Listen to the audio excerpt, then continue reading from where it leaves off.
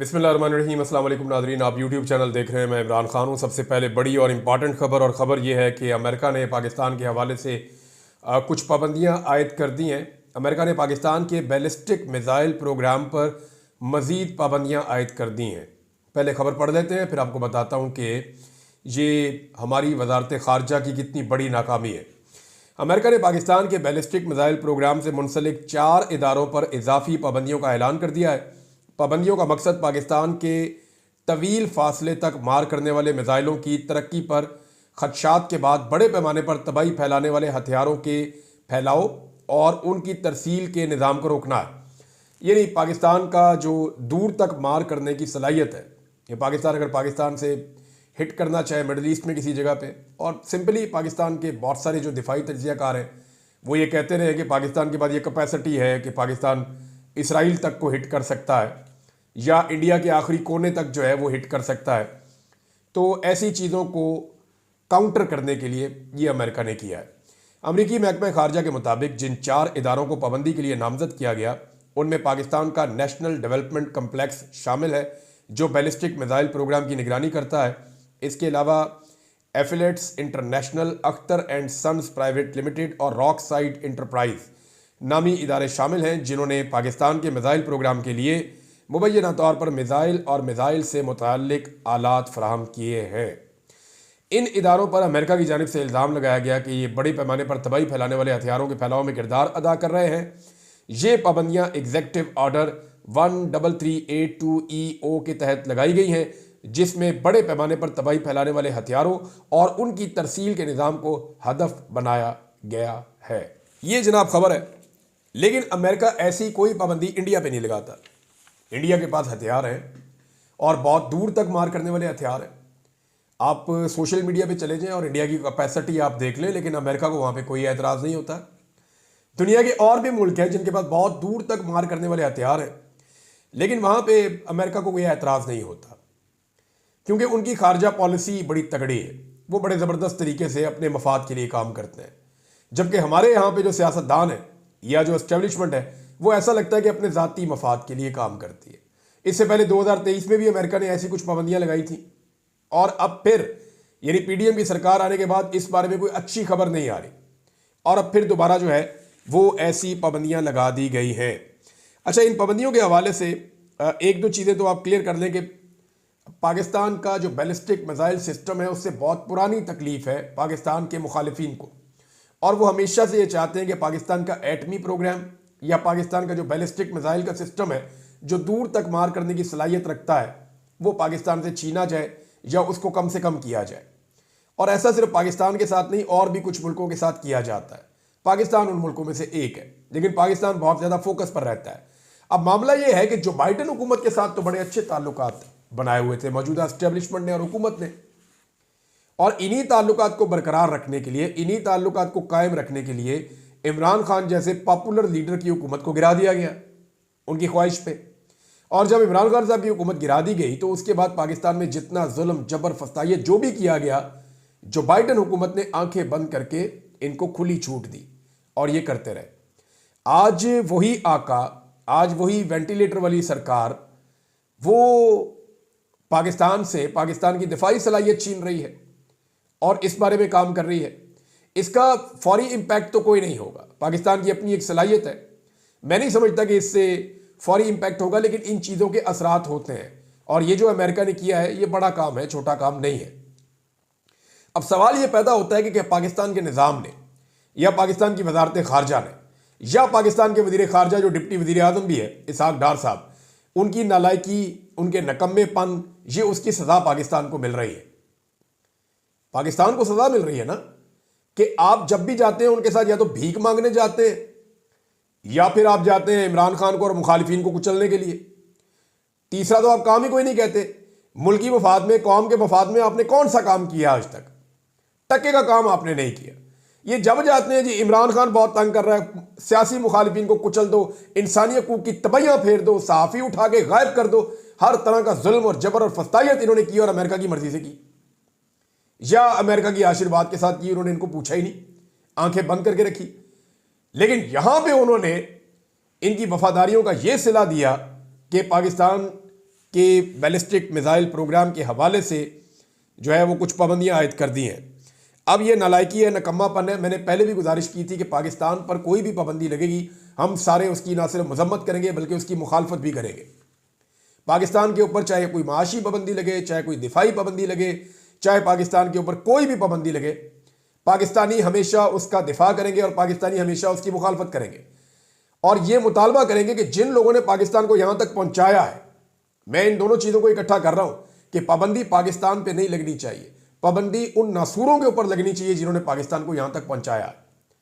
वो चंद इंडिविजुअल्स जिनके फैसलों की वजह से पाकिस्तान यहां तक पहुंच गया, उन पे पाबंदियां लगाए ना। पता करें कौन है पाकिस्तान में जमहूरियत नहीं चलने देता, पता करें कौन है पाकिस्तान के अंदर आजादी इजहार राय नहीं चलने देता, पता करें पाकिस्तान में कौन है जो रूल ऑफ लॉ को ब्रेक कर रहा है। यानी जितना जुल्म जबर और फस्तायत पाकिस्तान में हो रही है, मौजूदा हुकूमत और उनके सहूलतकार ये चंद लोग हैं, इनके ऊपर पाबंदियां लगाएं। पाकिस्तान 25 करोड़ लोगों का मुल्क है। ये लोग मुजरिम नहीं है, ना ये लोग गलत पॉलिसियों के हामी है, ना ये लोग जराइम पेशा है। हम सारे पुरअमन लोग हैं। वोट के जरिए से लोग तब्दीली लाने की कोशिश करते हैं। इन्होंने दोबारा कोशिश की थी 8 फरवरी 2024 को, और जब भी एहतजाज करने के लिए आए पुरअमन तरीके से आए, चाहे किसी भी जमात से इनका ताल्लुक है। तमाम पॉलिटिकल पार्टीज कम से कम पुरअमन जरूर रहती हैं, लेकिन यहां जो कुछ इस मुल्क में हुआ एक अजीबोगरीब सूरत हाल है जो हम गुज़िश्ता 2.5 साल से देख रहे हैं। तो सजा पूरे पाकिस्तान को देने की बजाय उन इंडिविजुअल्स को देनी चाहिए जो इसके लिए जिम्मेदार है। लेकिन देखें ना, आप अंदाजा करें कि पाकिस्तान की सरकार ने जो बाइडन की कितनी खिदमत की है, कितनी वफादारी दिखाई है, और वो अलकाबात दी और इस तरीके से उनकी खिदमत और खुशामद की है। लेकिन उसके बावजूद जब उन्होंने जाते जाते जो बाइडन ने या उनकी सरकार ने या उनकी एडमिनिस्ट्रेशन ने इनको ये तोहफा दिया जिसका नुकसान पाकिस्तान को होगा। नाज़रीन, एक खबर और है, वो सोशल मीडिया के हवाले से, और बड़ा रोला पड़ गया पाकिस्तान में कि पाकिस्तान तहरीक इंसाफ के अपने ही लोग जो हैं वो अपने ही सोशल मीडिया के खिलाफ बातें करना शुरू हो गए हैं। सोशल मीडिया पे इसका रिएक्शन भी आ रहा है। जरा मैं चंद चीजें आपके सामने रख देता हूं कि इमरान खान के पास अगर ये सोशल मीडिया ना होता, दो चीजें ना होती, एक सोशल मीडिया और एक ओवरसीज पाकिस्तानी। पब्लिक की सपोर्ट तो इमरान खान साहब के साथ है, लेकिन क्या उस सपोर्ट के साथ इमरान खान साहब इलेक्शन जीत गए? क्या उस सपोर्ट के साथ इमरान खान साहब को उनका इक्तदार मिल सकता है? तो इसका जवाब है कि खाली ऐसा नहीं हो सकता। ये सपोर्ट भुट्टो के साथ भी थी, ये सपोर्ट माजी में फातिमा जिन्ना साहिबा के साथ भी थी, लेकिन उन दोनों के साथ क्या हुआ? कुछ भी नहीं हुआ, वो कुछ कर ही नहीं पाए। तो सोशल मीडिया क्या है इमरान खान के लिए, जरा मैं थोड़ा सा आपको बताना चाहता हूं। अगर इमरान खान के पास ये सोशल मीडिया ना होता ना, तो पाकिस्तानी मीडिया के ऊपर इमरान खान साहब बैन हो चुके थे। ना लोगों को उनकी शक्ल याद होती, ना लोगों को उनकी आवाज याद होती। सोशल मीडिया ने उनके सारे पुराने क्लिप निकाल के लगाए, बल्कि आर्टिफिशियल इंटेलिजेंस के जरिए से उनकी नई आवाज बना के लोगों को सुनाई और इमरान खान को लोगों के दिलों में और ज़हनों में पूरी तरह से जिंदा रखा। नंबर 2, इमरान खान साहब की तो पेशियां भी बंद कर दी, नजर ही नहीं आ सकते किसी जगह पे, जेल के अंदर ही बंद करके रखा हुआ है। जब से बंद है तब से अब तक ना आवाज है ना तस्वीर है। तो इसको एक कहावत है, आंख ओझल पहाड़ ओझल, कि जो चीज आपको दिखाई नहीं देती वो फिर बात खत्म हो जाती है। तो एक और चीज, इंतखाबी निशान भी ले लिया गया था इस पार्टी से। तो सोशल मीडिया था जिसने इंतखाबी निशान मुख्तलिफ किस्म के लोगों को याद दिलाए थे। जब कंपेन पे पाबंदी थी ना पाकिस्तान तहरीक इंसाफ पर, तो सोशल मीडिया था जिसने ये सारी कंपेन चलाई थी। तहरीक इंसाफ की हज़ारों गिरफ्तारियां हुई, किसी खाते में भी नहीं होनी थी, ना किसी अखबार में खबर छपनी थी, ना किसी टीवी चैनल के ऊपर खबर छपनी थी। ये तो सोशल मीडिया का कमाल है जिसने एक एक गिरफ्तारी के बारे में बताया, एक एक अगवा के बारे में बताया, एक एक बंदे के बारे में आवाज़ उठाई, तस्वीरें लगाकर बताया, ग्राफिक्स बनाकर बताया, और ये बताया कि पाकिस्तान के अंदर किस किस्म का जुल्म जबर और फतायत हो रही है, और लोगों को अवेयर किया कि भाई जुल्म का ये लेवल है। ना होता तो कहीं पता ही ना चलता। फिर इलेक्शन की जो तारीखी मुहिम चली है, पाकिस्तान की तारीख में ऐसी मुहिम नहीं चली जो पाकिस्तान तहरीक इंसाफ के लिए सोशल मीडिया ने चला दी है। ऐसी मुहिम चलाई है कि तारीख में इसकी मिसाल ही नहीं मिलती कि बगैर पैसों के खंबे खड़े हुए और इलेक्शन जीत गए। उन्हें पता ही नहीं था वो जीत सकते हैं, और वो 50-50 हज़ार की लीड से जीत गए। किसी को मिल गया फॉर्म 47 और किसी को नहीं मिला। इंसानी हकूक की बदतरीन खिलाफ वर्जियां हुई, चादर और चार दीवारी का तकद्दुस पामाल किया, खवातीन को अगवा किया गया, बच्चों को अगवा किया गया, टॉर्चर किया गया, सहाफ़ियों को अगवा किया गया, शायरों को अगवा किया गया, लोगों के बयान हल्फी हुए, अगवा बराए बयान हुआ। ये सारी चीज़ें की गई, जुल्म और जबर का एक बाजार गर्म किया गया। लेकिन पाकिस्तान में तो किसी ने देखा ही नहीं, ना कहीं अखबार में था, ना कि टीवी पे था।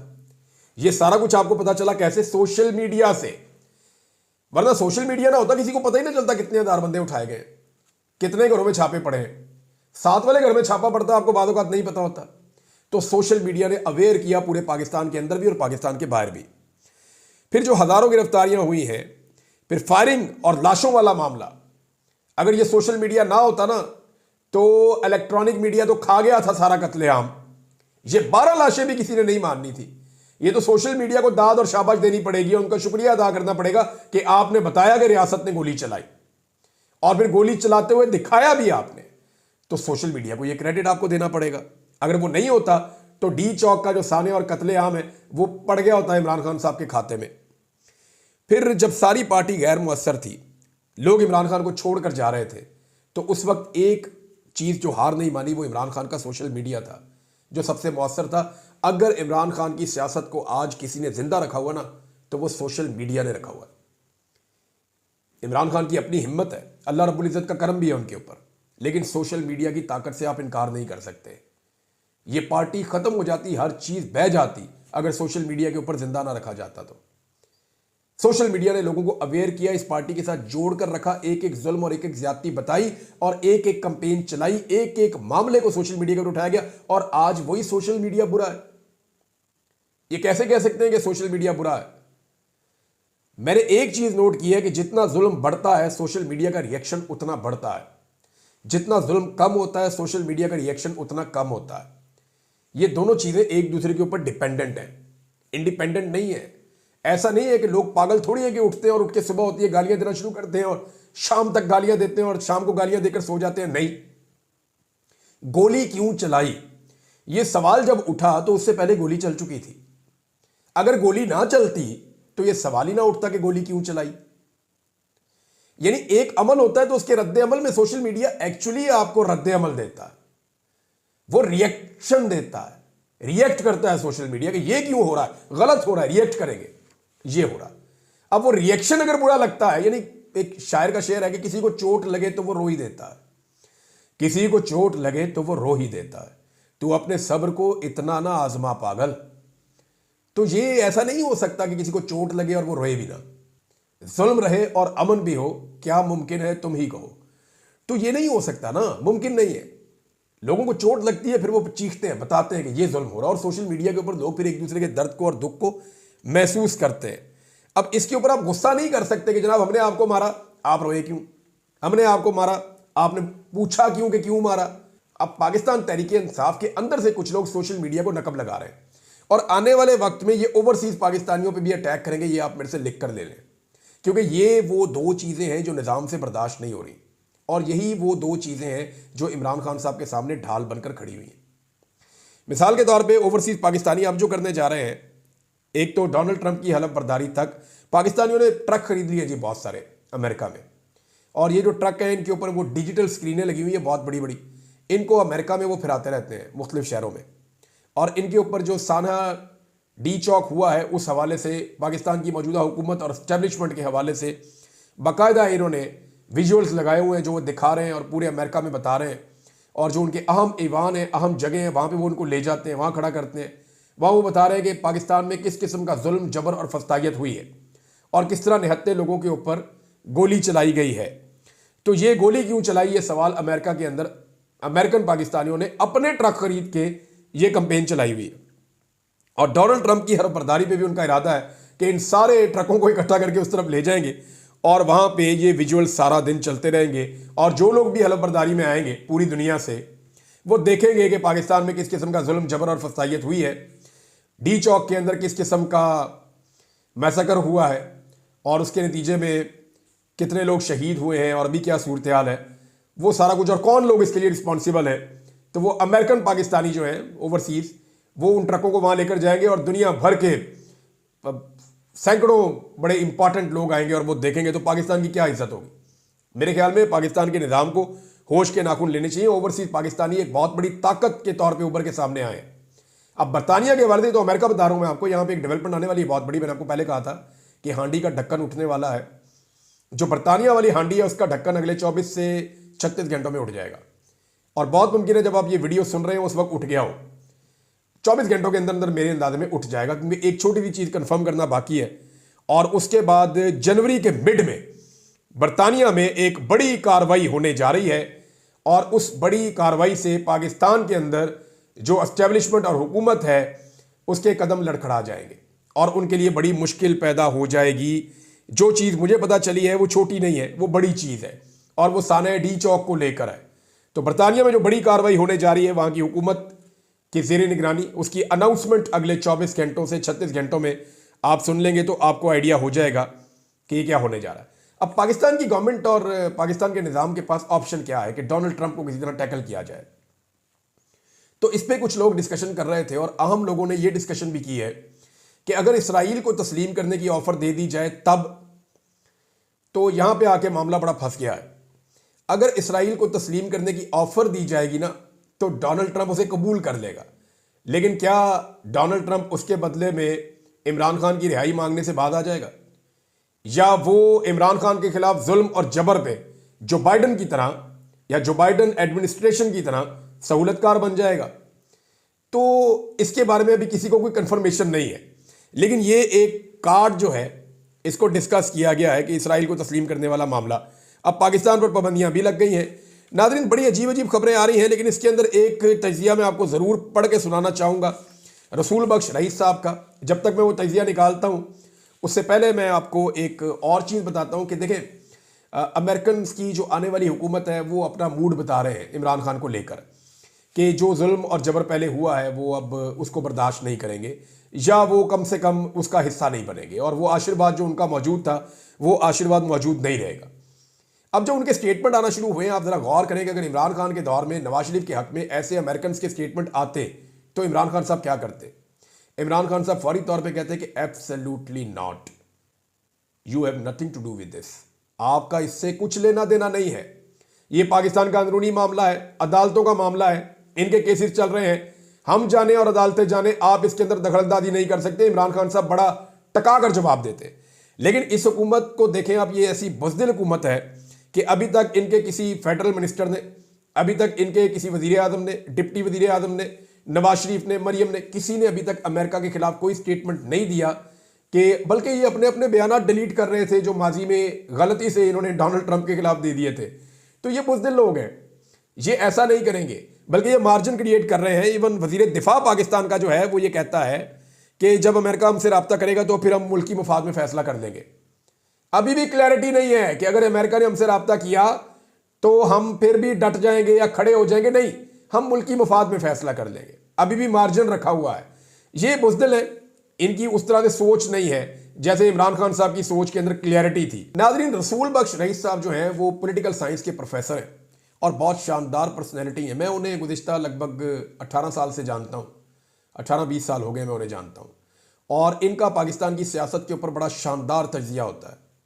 ये बच्चों को पढ़ाते हैं पॉलिटिकल साइंस में, और पाकिस्तान की सियासत के तमाम उतार चढ़ाव को बहुत अच्छे तरीके से देखते हैं और एनालिसिस करते हैं। इनके चंद जुमलों में बहुत सारी बात समझ आ रही है, और ये बड़े गौर से सुनने वाली बात है। वो कहते हैं, मुझे महसूस हो रहा है कि पश्तून नौजवान हालिया वाक़यात की रोशनी में हमसे कहीं दूर ना निकल जाए, जहाँ से उसकी वापसी मुमकिन ना रहे। मुल्क के दीगर हिस्सों में भी नौजवानों के अंदर बेचैनी है, जिसे आप मुफ्त फ़ोन, कंप्यूटर और मोटरसाइकिल का लालच देकर ख़त्म नहीं कर सकते। हमारे हुक्मरान और उनके कारिंदे जो कुछ एक अरसे से कर रहे हैं, करते रहे, तो उनकी हिफाजत के लिए ना मगरबी ना मशरकी ताकतें उनका साथ देंगी। आज मुझे तो वो तन्हा नज़र आ रहे हैं, दावे भी जो वो कर रहे हैं वो तन्हा ही नज़र आ रहे हैं। तो रसूल बख्श रईस साहब ने बड़ा क्लियरली बताया कि पाकिस्तान का नौजवान किस तरफ जा रहा है। खुदा ना खास्ता ये अगर एक नहज से आगे चला गया मामला तो फिर कंट्रोल नहीं किया जा सकेगा, और मौजूदा रजीम के बारे में उन्होंने बताया कि ये मुकम्मल तौर पर तन्हाई का शिकार है, और ये उनका तजिया जो है ये वैल्यूएबल है। महमूद खान अचकज़ई साहब ने एक आइडिया दिया है, नाज़रीन ये बड़ा इंपॉर्टेंट आइडिया है, इस पे बात करेंगे अगले वीलॉग में। लेकिन आप एक और कारनामा चेक करें मरियम नवाज़ की पंजाब हुकूमत का। इंफॉर्मेशन मिनिस्टर ने एक स्टेटमेंट जारी किया, और पाकिस्तान तहरीक इंसाफ, ये सोशल मीडिया से क्यों नफरत करते हैं, सोशल मीडिया ने जनाब 15 मिनट के अंदर उसका सारे का पोस्टमार्टम करके इनके हाथ में वापस पकड़ा दिया। अब स्टेटमेंट क्या है, जरा आप स्टेटमेंट देखें, आपको खुद ही सुन के हंसी आ जाएगी। पंजाब की इंफॉर्मेशन मिनिस्टर, जो ज़्यादातर मरियम नवाज की झूठी तारीफें करने के लिए उनको रखा गया है, वो कहती है जी कि चीन के वाइस चेयरमैन ने कहा, मरियम नवाज को कहा कि मैं आपको पाकिस्तान की एक बड़ी उभरती हुई लीडर देख रहा हूं। ये जनाब इंफॉर्मेशन मिनिस्टर ने खुशामद की है। अब उसके जवाब में पाकिस्तान तहरीक इंसाफ ने फटाफट रिसर्च करके और बाकायदा सबूतों के साथ ये बता दिया कि वाइस चेयरमैन ऑफ चाइना की जो कम्युनिस्ट पार्टी है उसमें वाइस चेयरमैन का जो ओहदा होता था वो 1982 में ख़त्म हो गया था और झूठ के कोई पाँव नहीं होते। अब आप अंदाज़ा करें कि ये इस लेवल का झूठ बोल देते हैं कि सोशल मीडिया वहाँ पे उनको पकड़ लेता है। अब सोशल मीडिया पाकिस्तान तहरीक इंसाफ का क्लेम कर रहा है, मैंने खुद इसके ऊपर रिसर्च नहीं की, लेकिन वो ये कह रहे हैं कि वहाँ है ही नहीं, और नीचे सबूत उन्होंने लगाया हुआ है साथ में, और वो सबूत लगा के उन्होंने बता दिया है कि जनाब ये तो होता ही नहीं है। चीन के अंदर तो ये ओहदा 1982 में ख़त्म कर दिया था। 1982 में, यानी ये तो कैलिबरी फॉन्ट वाला काम हो गया कि वो फॉन्ट बना ही नहीं और उसके ऊपर जो है वो एक जारी भी हो गया एक लेटर। तो इसी तरह जनाब यहाँ पे एक ओहदा है ही नहीं, उस ओहदेदार ने इनको लीडर भी बना दिया। अजीबो गरीब इनकी कहानियाँ। अब तक के लिए इतने, अपना ख्याल रखिएगा, अपने चैनल का भी। अल्लाह हाफ़िज़।